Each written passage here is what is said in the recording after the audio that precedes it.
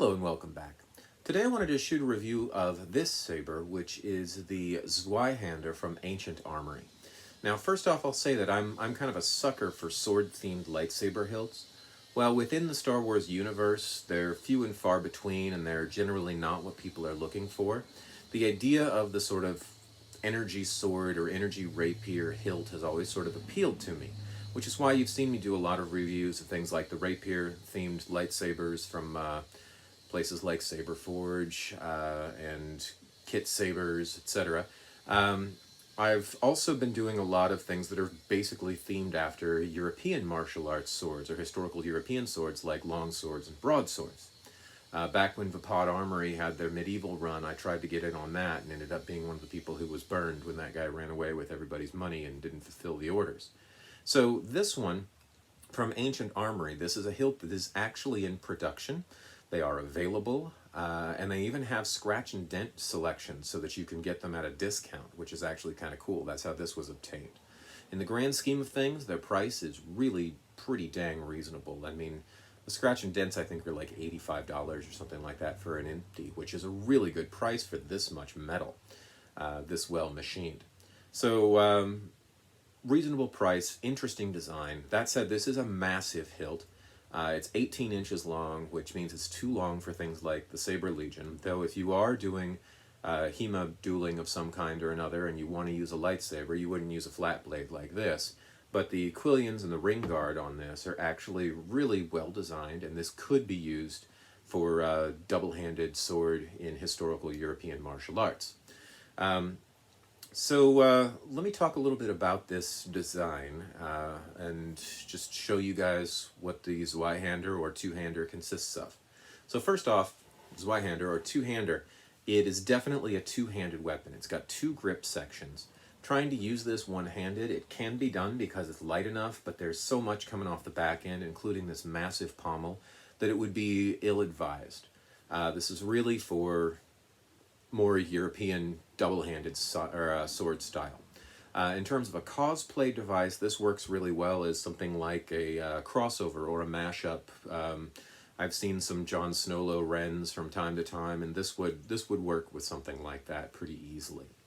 So the sections of this, there is a pommel section, which is huge.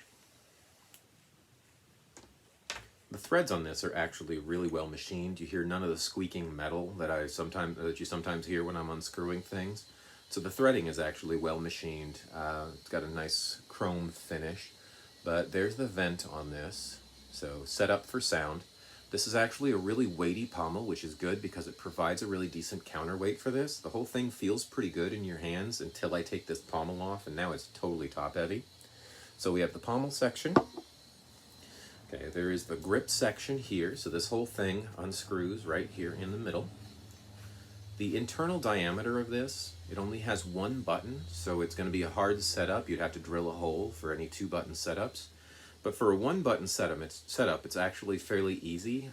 It's a 1-inch inner diameter, so it actually works with the, this is a LGT saber core right here. So all I had to do was take this LGT saber core, pop it in here, secure it in this side, and get the button in the right spot, and there you have an install.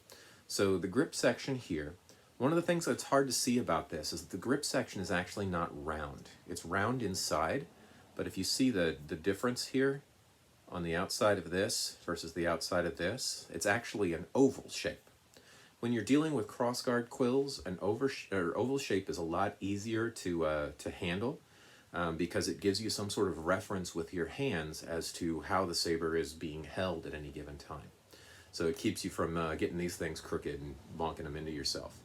So there's the one switch hole right there. All right, this part right here, I can't take this all the way apart because I went with the scratch and dent option, so this one's a little bit wonky and doesn't attach well. But, these unscrew, so these are your quillions. They're threaded in, and they go inside of this thing holding the ring guard on. So if you take both quillions off, the ring guard slides off, and then this is a separate or a secondary hilt section right here. The alignment on this is all really good. When you have a lot of parts with this, I'm used to seeing things rattle, and this really doesn't rattle. And when you screw it together, the alignment always comes up with that oval on, which means it's really well machined. So rather like that. So let me pop this back together. Things like this, especially this one, lend itself really well to ripper blades. The blade that I've got in this right now is a ripper blade, ripper clone Excalibur, which is the longest flat blade that I think they make. This blade, in most sabers, looks massive. In this one, it looks about right. A standard lightsaber blade in this thing is going to actually look pretty small. Another thing about this is it has a really deep socket. So the set screw is down here. So you see that the blade has to come at least down to here to actually be secured in the hilt, which means it's a really deep socket, which means it's really sturdy, and it's going to be harder to break blades using this. All right. It also, though, does mean that your standard lightsaber blades, since they're sucking so far down into the hilt, they'll look even smaller. So you really need like a 40-inch blade with this thing rather than the 32s, or you definitely don't want to use a 32. 36 is okay, but you really want to reach for a 40. All right, so this grip does not come on it. It comes standard metal. I've added this grip, or this grip actually was added by somebody else, but it's just sports grip, and it makes a world of difference. A lot of the ones that they do finished from their site use cord wrap, which is basically leather cord wrapped around and around until it covers up the area. So you can buy them from them pre-wrapped and customized, or you can just get the empty hilt, or you can get the discounted scratch and dent for like $85 or so. Ancient Armory, for a new saber company, this is a really nice offering, and I'm very, very happy with this. My understanding is that they're going to start offering other designs and future iterations of this same hilt. So it's definitely, I would say, if you're into the European style sabers and you're looking for something for like a crossover, mashup, cosplay, I think this is a real nice way to go in terms of cost, in terms of design, in terms of ease of installation. So there you have it, the Zweihänder from Ancient Armory. Hopefully this review has been of use to you guys, and if it has, join me back next time and I'll see you then.